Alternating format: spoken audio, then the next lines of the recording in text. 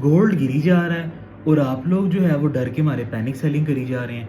लेकिन इसके बरक्स smart investors क्या कर रहे हैं, ये समझने से पहले जो है ना, सोच अब्दुल्ला को लाजमी लाइक फॉलो सब्सक्राइब कर लीजिएगा अगर आप चाहते हैं कि आपका माइंडसेट भी जो है एक इन्वेस्टमेंट माइंडसेट बन जाए।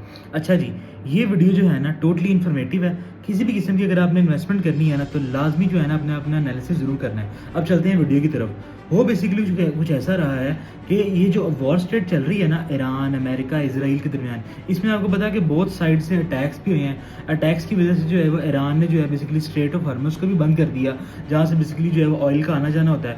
अब हुआ कुछ नहीं है, इसके बाद जो है वो क्रूड ऑयल की प्राइसेस भी बहुत ज़्यादा हाई हो गई। लॉजिकली तो होना ये चाहिए था कि गोल्ड की प्राइसेस इससे अप होती, क्योंकि इससे जो है वो काफ़ी डर का समा बन रहा था। लेकिन हुआ तो इसकी ऑल्टरनेट है, क्योंकि इन्फ्लेशन भी बढ़ रही थी। लेकिन ऐसा क्यों हुआ?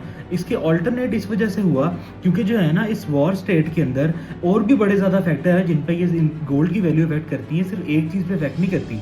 अब हुआ कुछ इस तरीके से था कि आपको पता है गल्फ कितना बड़ा रीजन है ये इन्वेस्टमेंट का। लेकिन वहाँ पे क्या हुआ, वहाँ पे भी जो है वो बहुत सारे अटैक्स किए गए।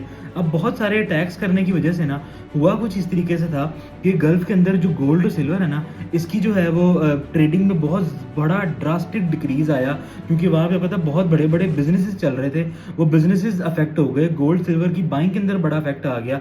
अब जिस वजह से इनकी बाइंग सेलिंग रुकी और उधर क्या हुआ, उधर डॉलर इंडेक्स बढ़ गया, क्योंकि इंटरेस्ट रेट कट्स जो होने थे वो नहीं हुए। अब वो जब नहीं हुए तो एकदम से क्या हुआ, इंटरेस्ट रेट जो है वो नहीं हुए और जो है वो डॉलर इंडेक्स ऊपर चला गया। और लॉजिकली क्रूड ऑयल की प्राइसेस ऊपर थी, गोल्ड सिल्वर ऊपर जाना चाहिए थे, नहीं गए, क्योंकि बहुत सारे बिजनेसेस जो थे उनको बहुत ज़्यादा इफेक्ट आया। गल्फ रीजन जो कि इतना बड़ा बिजनेस हब था, वहाँ बहुत बड़ा इफेक्ट आया, जिसकी वजह से बजाय कि प्राइसेस ऊपर जाती, टेम्पररी बेसिस पे नीचे आ गई हैं। लेकिन अब हुआ कि आम आवाम जो है वो डर के मारे जो है ना सेल कर रही है कि ख़त्म हो जाएंगे। लेकिन आप हिस्ट्री उठा के देख लें, जितनी पुरानी हिस्ट्री उठा के देख लें, कभी भी गोल्ड ने ऐसा नहीं किया कि अगर नीचे गया हो तो दोबारा ऊपर ना गया हो। जितनी मर्जी देख लें, चाहे लिक्विडिटी क्रंच आए हो, आप पुरानी डेट्स उठा के देख लें, कोरोना के वक्त का उठा के देख लें, 2008 का उठा के देख लें, इससे पहले उठा के देख लें, दोबारा अपनी ये जो है ना हाई प्राइसेस को जो है ना दोबारा से क्रॉस करके गया है। तो अभी भी ये पैनिक टाइम नहीं है। जो स्मार्ट इन्वेस्टर्स है ना वो पता है कर रहे हैं, वो इसको एक अपॉर्चुनिटी की तरह देख रहे हैं। जब भी कोई डिप आता है ना, वो इसको अपॉर्चुनिटी की तरह देखते हैं और बाय कर लेते हैं। और वो आपकी तरह नहीं है कि पैनिक सेल करें,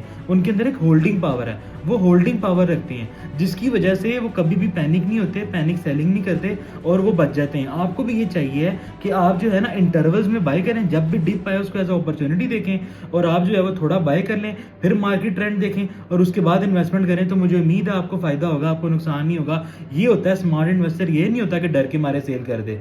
तो जी, मैं हूं आप सबका अब्दुल्ला और आप देख रहे हैं सोच Abdullah. Thank you so much.